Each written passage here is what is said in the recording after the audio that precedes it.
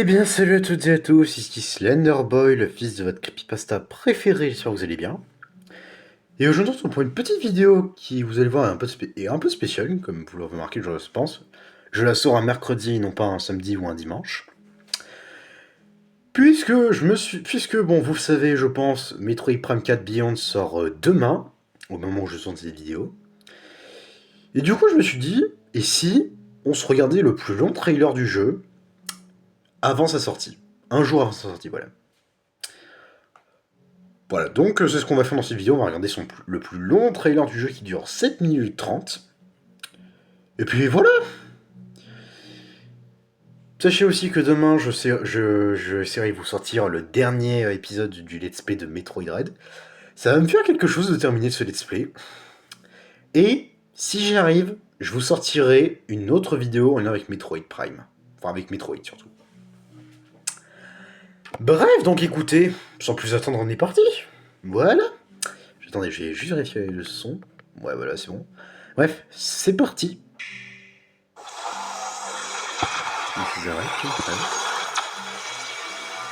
Samus la badass. Je crois que c'est le surnom que je vais lui donner. Samus la badass. Incarner Samus Aran et explorer une mystérieuse planète inconnue dans le jeu d'aventure à la première personne, Metroid Prime 4 Beyond. C'est quand même beau, hein. Le centre de recherche UTO a été attaqué par le redoutable Psylocke. On n'a pas vu depuis Metroid Prime Hunter, je crois. Samus, la chasseuse de primes solitaire, répond à l'appel de On prend une fédération force, je crois. Mais au cours de l'affrontement, les choses prennent un tournant inattendu. On dirait même tout simplement Lorsqu'elle revient à elle, Samus découvre qu'elle se trouve désormais sur une planète inconnue, Vuros. Son nouvel objectif, trouver le moyen de s'en échapper. Ok. Oh, cette musique, mamma mia.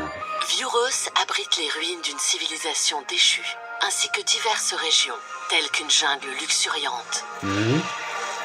Un complexe sous la tempête. Alors ouais, un la zone de glace. laboratoire dans la glace. Et une zone de lave. Ainsi qu'une installation géothermique. Ok. Chaque région regorge de chemins à explorer. La carte et de 3D. menaces redoutables que Samus devra affronter. Les xénomorphes de l'Upside Down. Scannez votre environnement pour collecter des informations. Qu'est-ce qui a causé la chute de cette civilisation? Qu'a-t-elle laissé derrière elle? Est-il seulement possible de quitter cette planète? Rassemblez autant d'informations que possible pour élucider les mystères de Vuros et trouver comment vous en échapper. D'accord.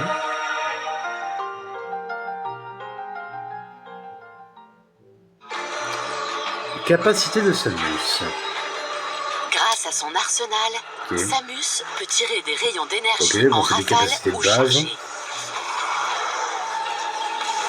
Lancer des missiles à tête chercheuse. Sauter. Passer en boule morphing. Ouais, la boule morphing. La boule. Ainsi que réaliser des esquives latérales tout en ciblant un ennemi. De base. Au cours de son aventure, Samus fera l'acquisition de nouveaux pouvoirs psychiques. Des pouvoirs psychiques, ok. Le rayon de contrôle, par exemple. Ça a l'air sympatoche ce truc, hein. Ça a l'air sympa. Et le gant psychique qui permet de manipuler l'énergie pour activer certains mécanismes. Faites-en usage pour ouvrir de nouveaux chemins et explorer Vuros dans ses moindres recoins. J'ai trop hâte d'y jouer à ce jeu, vraiment. Ah, il s'agit que je jouerai sur la version Switch 1 parce que j'ai pas de quoi me payer une Switch 2, voilà. Viola. Oh là, la moto, c'est vrai. Le désert. Les différentes régions sont connectées par un vaste désert. La vallée de Sol. Ah, je suis un peu dégoûté là, c'est vrai que je le dévers la grosse d'anciennes partie de civilisations, Vyros. Samus peut le parcourir à toute allure. Bon après, Samus en moto, ça reste vraiment sympa pour le coup. À ses commandes, Samus peut se défendre face aux menaces. Ouais. Et détruire d'étranges cristaux qui peuvent être convertis en énergie. Oh là là, mais elle est tellement stylée avec sa moto.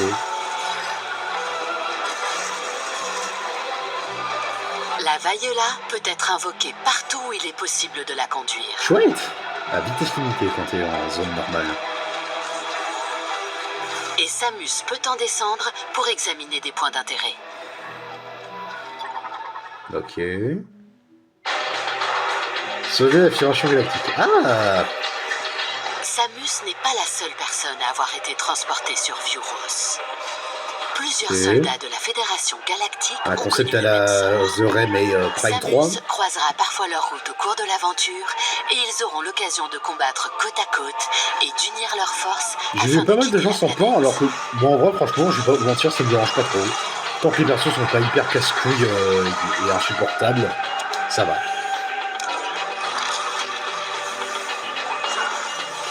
Ok.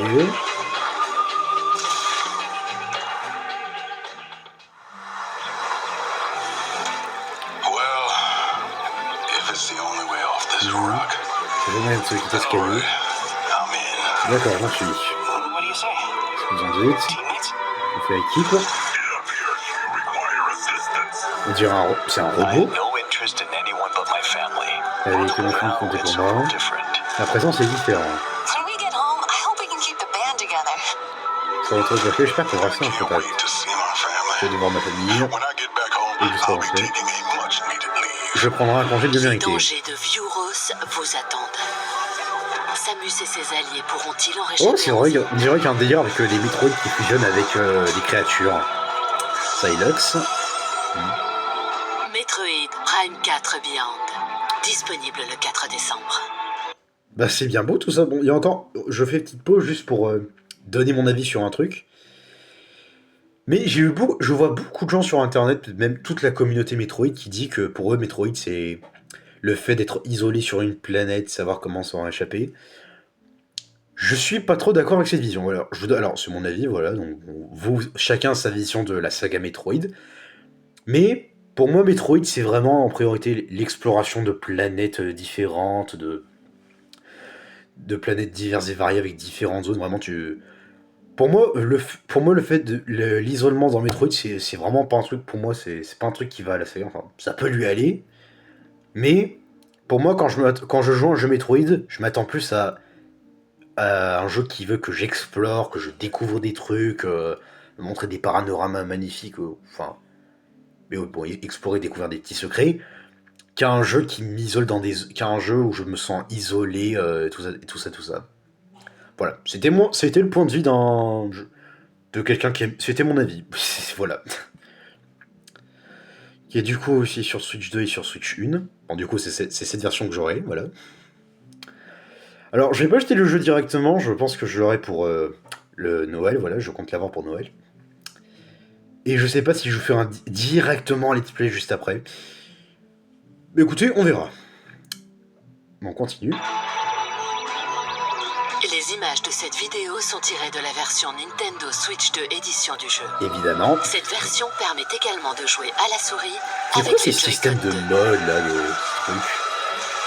Vous pouvez permuter entre la visée au stick et celle à la souris en changeant simplement la façon ça je dont m'en vous tenez fiche, le je Joy-Con joue pas sur Switch 2. Changez de style de jeu instantanément pour faire face à toutes les situations. De plus, le jeu propose 2 modes d'affichage compatibles HDR. Ça, c'est ce que je veux voir dans un jeu Metroid. Et détaillé en 4K à 60 images par seconde. Ou privilégier les performances avec un affichage Full HD à 120 images par seconde. Ils une de l'Upside Down. Je me demande quand je vois cette séquence, ça fait rappeler Metroid Dread. Version Nintendo Switch 2 édition. Ok. Ainsi qu'en version sur Nintendo Switch. That's me, bro. Si vous jouez à la version Nintendo Switch sur Nintendo Switch 2, vous pouvez acheter la mise à niveau vers la version Nintendo Switch 2. C'est vraiment bâtard de faire ça Nintendo. Et vous savez très bien en plus que c'est bâtard. Bon, je vais pas dire pourquoi ce bâtard de payer une mise à niveau pour les graphismes seulement. Je pense que vous êtes assez malin pour savoir que c'est un peu de l'arnaque, quoi. Mais voilà. Bon. Les jeux. Ah oui, Ces les 3 amiibo. amiibo issus du jeu sont également en approche. Et ils sont stylés, les amiibo. Vous pouvez les scanner pour obtenir des effets en jeu spécifiques à chacun d'entre eux. J'aime bien les amiibo de Samus, surtout. Bon, bah écoutez, mesdames et messieurs, c'est la fin de cette vidéo réaction qui aura duré, je pense, 10 minutes. Ouais, voilà, plus de 10 minutes, on fera 11 minutes peut-être. Écoutez, moi je vous dis à très bientôt pour de nouvelles aventures effrayantes. Cette réaction était très sympa à faire, j'ai hâte de Metroid Prime 4. Mais bon, comme je l'ai dit, je compte déjà demain, fin du let's play de Metroid Dread, voilà, ça va faire quelque chose. Et si je peux encore une fois, je ferai une vidéo sur Metroid demain aussi. Enfin, et je vais peut-être même essayer de la tourner aujourd'hui et je vous la sortirai demain. Bref, quoi qu'il en soit, j'espère que je fais que dire ça. J'espère que cette vidéo réaction vous a plu. Si c'est le cas, n'hésitez pas à mettre un petit like et à vous abonner, ça fait toujours plaisir. Je vous dis à très bientôt pour de nouvelles aventures effrayantes et cosmiques. Et écoutez, je vous dis à très bientôt.